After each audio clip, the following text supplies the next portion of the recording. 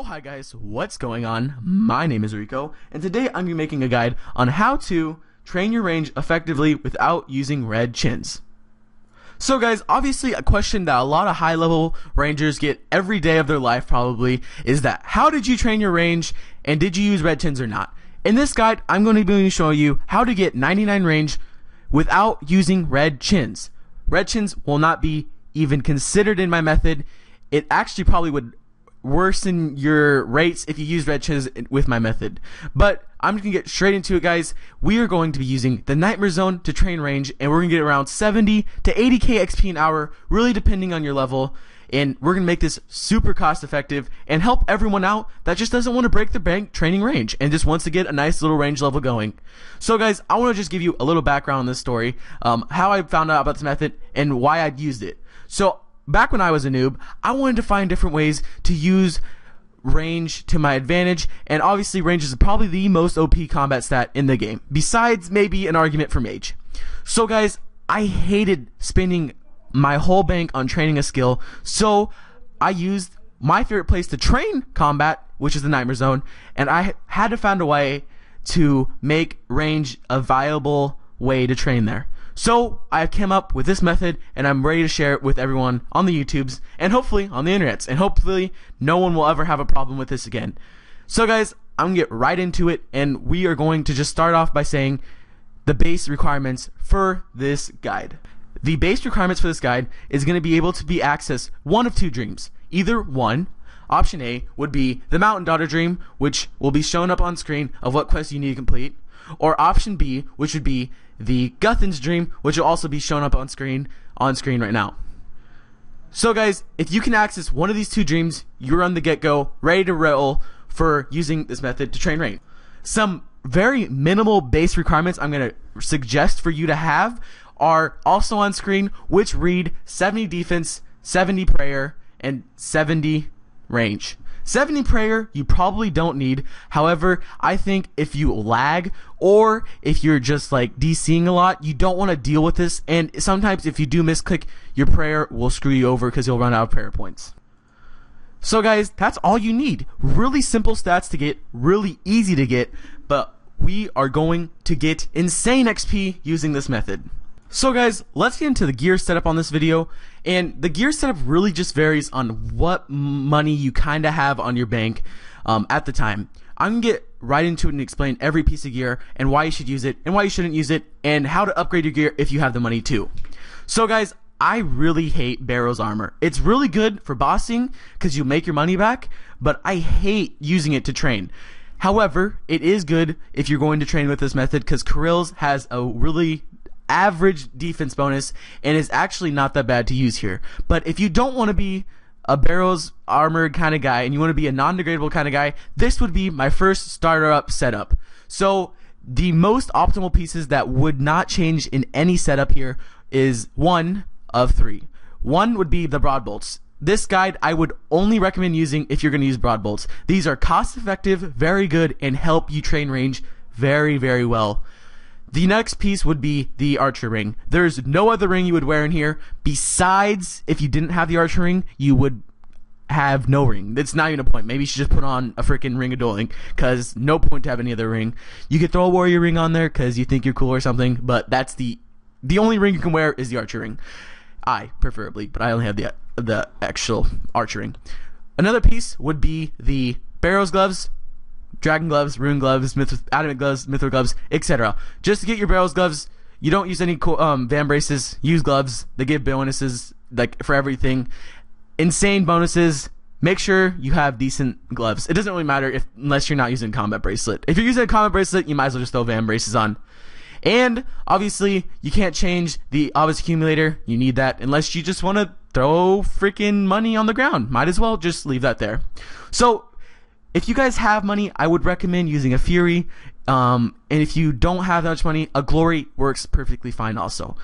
So the next pieces of gear are all up to you. If you have a Rune crossbow, use the Rune crossbow. If you have an armor crossbow, use the armor crossbow, and etc, etc. Just upgrade as you can or downgrade as you can. This would be my very minimal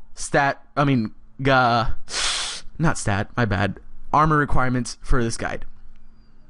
And for any of you curious lurkers out there, this would be the most optimal setup for this method if you were going to use this. This is what gets me around 80k XP an hour. So if you want to, you can use this method. Obviously, this is a very few of you guys looking at this video. If you have this much money, you're probably gonna be chinning. But honestly, I hate chinning. I hate throwing freaking 1,000 coins on the ground every hit. I'd rather throw, 55 coins every hit, bolt, smack kind of deal. I don't even know what you call that. Smack. Yeah, that's what it's gonna be called. But this is the most optimal setup. Dragonfall helm. You can replace it with the Varix helm, but Dragonfall I might use because it's non-degradable. This is obviously the best range armor. Odium Ward's the best range bonuses, and it gives you defense bonuses. Range boots, obviously, the best range boots, and the armor crossbow is the best range one hand.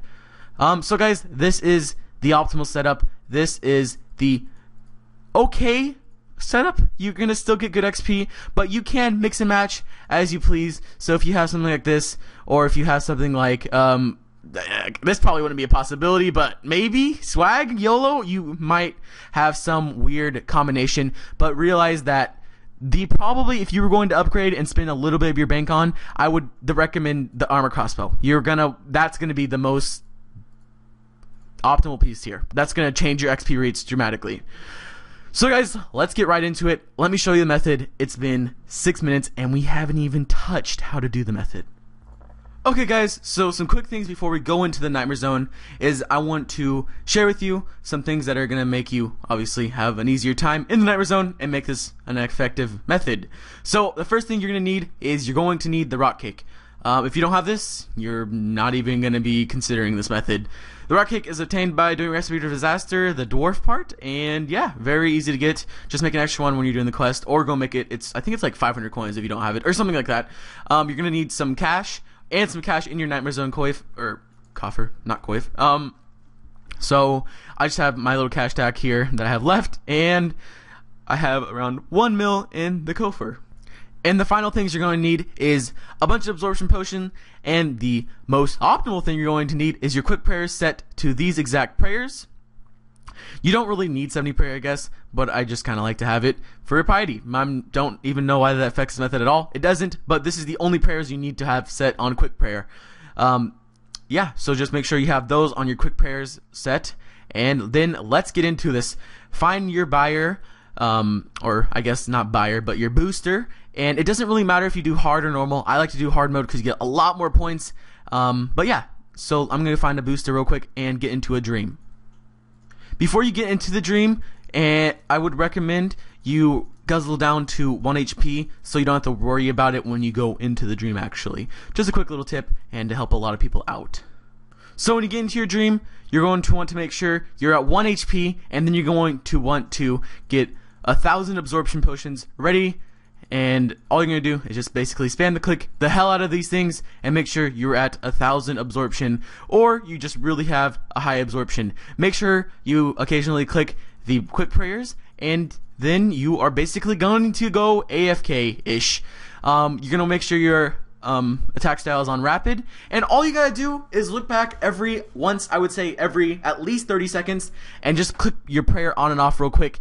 And this will make it so you don't regenerate any health, and it will make it so that the mobs here can only hit you for 1 HP at a time, which means this is a very, very effective method. It makes you last for a very, very long time, and basically you get insane XP because these things are very easy to hit, and you get really good points because you're on hard mode. You can go on normal mode if you want to last a little longer, and it's really just preference from here on. This is the best way I have figured out how to train my range without using chins. I hope you guys enjoy this. I haven't shared this with anyone really that isn't close to me, but I'm going to be putting it on YouTube because I love you guys. And I want to just say, if you guys have any questions about this method, any ways I can help you whatsoever, please just drop a comment below, and I will always be here to help you guys. Make the best of today, guys. Have a great tomorrow. Get 99 range, and as always, deuces.